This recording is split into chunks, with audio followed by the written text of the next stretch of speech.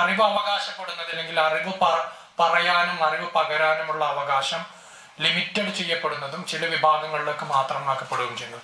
Fundamentally ഈ ഒരു ചോദ്യം, അറിവ് പറയാൻ അല്ലെങ്കിൽ അറിവിന്റെ അവകാശം, അതിന്റെ അപ്പുറം വാട്ട് ഈസ് നോളേജ്, അപ്പം ഉദാഹരണമായിട്ട് എല്ലാവരും പറയുന്നത് നോളേജ് ആവുമോ എന്നുള്ള ഒരു ചോദ്യമാണ് ഫണ്ടമെന്റലി മനുഷ്യ സമൂഹങ്ങളിലെ അധികാരങ്ങളെ നിർണയിച്ചിരുന്നത്.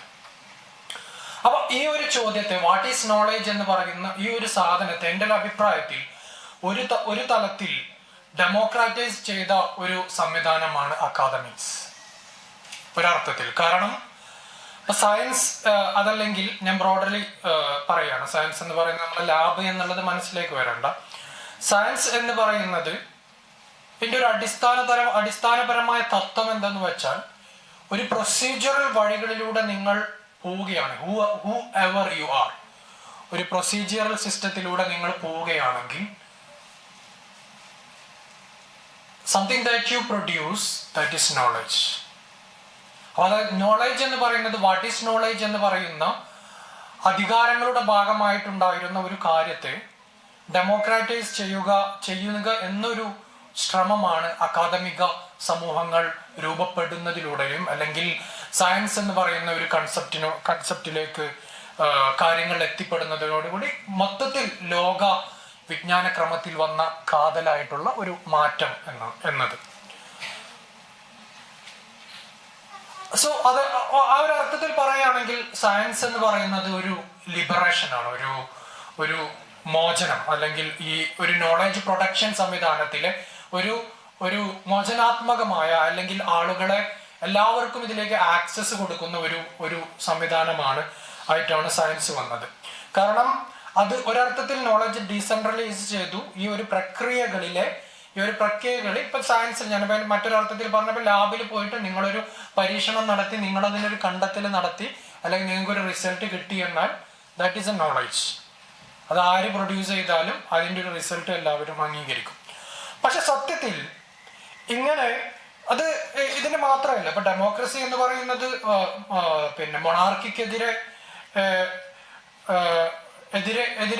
ആയിട്ടാണല്ലോ ഉയർന്നു വന്നത്. പക്ഷെ പലപ്പോഴും ഡെമോക്രസികൾ എലൈറ്റ് സമൂഹങ്ങൾ ആധിപത്യം ചെലുത്താൻ വേണ്ടി ഉപയോഗിക്കുന്ന ഒരു മാധ്യമമായി പലയിടങ്ങളിലും മാറിയിട്ടുണ്ട്. അപ്പൊ അതുപോലെ തന്നെ ഈ സയൻസ് എന്ന് പറയുന്ന ഈ ഒരു ഡീസെൻട്രലൈസേഷൻ പ്രക്രിയക്ക് പൊട്ടൻഷ്യൽ ഉള്ള ഒരു സംഭവത്തെ മറ്റൊരർത്ഥത്തിൽ പറഞ്ഞാൽ അതുകൂടി ആധിപത്യത്തിന്റെ ഒരു ഉപാധിയാകുന്ന രൂപത്തിലേക്ക് മാറുന്നതാണ് പ്രാക്ടിക്കലായിട്ട് കണ്ടത്. സത്യം അങ്ങനെ ആ ഒരു ഡിവിഷന്റെ പുറത്താണ് സയൻസ് വേഴ്സസ് സോഷ്യൽ സയൻസ് എന്നുള്ള ഒരു ഡിബേറ്റ് പറഞ്ഞത്. അതായത് സയൻസ് പറയുന്നത് നോളേജും സോഷ്യൽ സയൻസ് പറയുന്നത് നോളേജ് അല്ലാത്തതുമായുള്ള ഒരു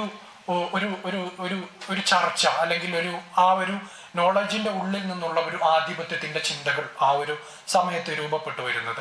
അപ്പൊ ഇതിന്റെ ഒരു ഇമ്പാക്ട് സോഷ്യൽ സയൻസിന് നന്നായിട്ടുണ്ടായിരുന്നു. കാരണം എല്ലാം ഫണ്ട് കൊണ്ടാണല്ലോ നിലനിൽക്കുന്നത്. അപ്പൊ പൊതുവെ സോഷ്യൽ സയൻസ് സബ്ജക്റ്റുകൾക്ക് ഫണ്ടുകളില്ലാത്ത, അപേക്ഷിക്കുന്ന റിസർച്ച് പ്രോജക്റ്റുകൾ തള്ളപ്പെടുന്ന, ഇതൊക്കെ ഡിസ്ക്രിപ്ഷൻ ആണ്, അല്ലെങ്കിൽ ഒന്നും എക്സ്പ്ലെയിൻ ചെയ്യുന്നില്ല, ഓരോരുത്തരുടെയും എന്താ പറയാ വിചാരങ്ങളുടെ പുറംപോക്ക് ഏരിയയാണ് സോഷ്യൽ സയൻസ് എന്ന് പറയുന്ന ഒരു കാലഘട്ടം ഉണ്ടായിരുന്നു. ആ ഒരു കാലഘട്ടത്തിനെ സോഷ്യൽ സയൻസിന്റെ ഉള്ളിലുള്ള എലൈറ്റ്സ് അല്ലെങ്കിൽ സോഷ്യൽ സയൻസിന്റെ ഉള്ളിലുള്ള അധികാരം എൻഗേജ് ചെയ്ത ഒരു ഡിബേറ്റാണ്. നമുക്കെല്ലാവർക്കും ഒരുപാട് ഹിസ്റ്ററിയിൽ എൻഗേജ് ചെയ്യുന്ന ആളുകളായതുകൊണ്ട് നമുക്കറിയാം. മറ്റൊരു തലത്തിലേക്ക് പോയതാണ് positivism versus post positivism debate. നിങ്ങൾക്ക് എല്ലാവർക്കും അറിയുന്നതായതുകൊണ്ട് അധികം ഇതിന്റെ ഒരു ഡിബേറ്റുകളിലേക്ക് ഞാൻ പോകുന്നില്ല. അതായത് സോഷ്യൽ സയൻസിനെ സയൻസ് വൽക്കരിക്കുക എന്നുള്ളതായിരുന്നു പോസിറ്റിവിസത്തിന്റെ ഫണ്ടമെന്റൽ ആർഗ്യുമെന്റ്. സോഷ്യൽ സയൻസിന്റെ ഒരു ഫണ്ടമെന്റൽ ആർഗ്യുമെന്റ്, പോസിറ്റിവിസത്തിന്റെ ഒരു ഫണ്ടമെന്റൽ ആർഗ്യുമെന്റ് ആയിട്ട് വന്നത് സോഷ്യൽ സയൻസിനെ സയൻസ് വൽക്കരിക്കുക എന്നുള്ള ഒരു ലക്ഷ്യമായിരുന്നു. അതായത് ഫാൾസിഫയബിൾ ആയ എംപിരിക്കലി പ്രൂവൺ ആവാൻ പറ്റുന്ന കാര്യങ്ങൾ മാത്രമേ, അല്ലെങ്കിൽ ആ ഒരു രൂപത്തിലൂടെ മാത്രമേ റിസർച്ച് സോഷ്യൽ സയൻസ് റിസർച്ച് ചെയ്യാൻ പറ്റുള്ളൂ.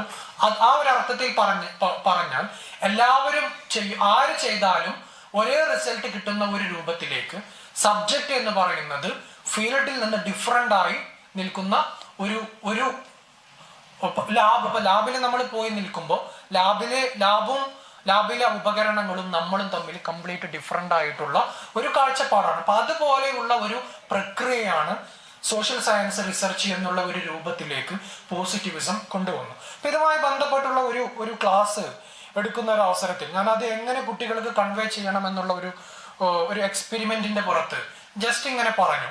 അപ്പോ ഞാൻ അതിന് ഒരു ഉദാഹരണമായിട്ട് കോട്ട് ചെയ്തത്, ഇപ്പൊ കഴിഞ്ഞ വർഷത്തെ പോവർട്ടി ഇൻഡെക്സ് റിപ്പോർട്ട് വന്നിരുന്നു. അപ്പോൾ പോവർട്ടി ഡൽഹിയിലായിരുന്നു ഞാൻ പഠിപ്പിച്ചിരുന്നത്. ഡൽഹി യൂണിവേഴ്സിറ്റി അല്ല, വേറെ SGT എന്ന് പറയുന്ന ഒരു യൂണിവേഴ്സിറ്റിയിലായിരുന്നു, സിറ്റിയിൽ തന്നെയുള്ള യൂണിവേഴ്സിറ്റി ആയിരുന്നു.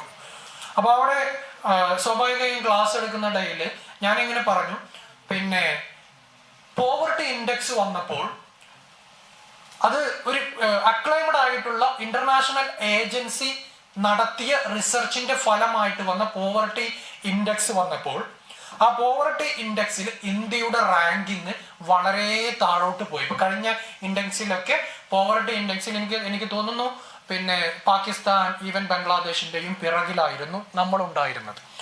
അപ്പോൾ ഈ ഒരു കാര്യം പറഞ്ഞപ്പോൾ ക്ലാസ്സിൽ നിന്നൊരു കുട്ടി എഴുന്നേറ്റ് നിന്നുകൊണ്ട് പറഞ്ഞു, സാറേ അതൊക്കെ വെസ്റ്റേൺ ഏജൻസികൾ അല്ലെങ്കിൽ വെസ്റ്റേൺ മീഡിയകൾ ഇന്ത്യയെ ഡിഗ്രേഡ് ചെയ്യാൻ വേണ്ടിയിട്ട് പറയുന്ന ഒരു കാര്യങ്ങളാണ്, അതിലൊന്നും ഒരു ഫാക്ട് ഇല്ല എന്ന് പറഞ്ഞു. അപ്പൊ ഞാൻ അവിടെ പറഞ്ഞൊരു കാര്യം എന്താന്ന് വെച്ചാൽ, ഞാൻ കുട്ടിയോട് പറഞ്ഞു, I was expecting this answer at least from someone of you. അപ്പൊ അവിടെ ഈ ഇന്റർനാഷണൽ ഏജൻസികൾ മുഴുവൻ എടുത്തു കളിച്ചത് ഡാറ്റകളാണ്. ഇന്റർനാഷണൽ ഏജൻസികൾ മുഴുവൻ ഫോളോ ചെയ്തത് ടിപ്പിക്കലി അക്ലൈംഡ് ആയിട്ടുള്ള സോഷ്യൽ സയൻസ് മെത്തഡോളജിക്കൽ പാറ്റേണും ഫോമുകളുമാണ്. പക്ഷേ അതിന്റെ പുറത്തായിട്ട് പോലും നിങ്ങൾക്ക് ഫീൽ ചെയ്യുകയാണ് ഈ ഒരു റിസർച്ച് എന്ന് പറയുന്നത് ബയാസ്ഡ് ആണ്, ഈ റിസർച്ച് എന്ന് പറയുന്നത് അവരുടെ ധാരണകൾക്ക് പുറത്തുള്ള കാഴ്ചപ്പാടുകളിൽ നിന്നാണ് ഇന്ത്യയുടെ ഈ ഒരു ഇൻഡെക്സിൽ ഇന്ത്യയുടെ സ്ഥാനം പിറകോട്ട് പോയി എന്ന് പറയുന്നത്. അപ്പോ അതായത്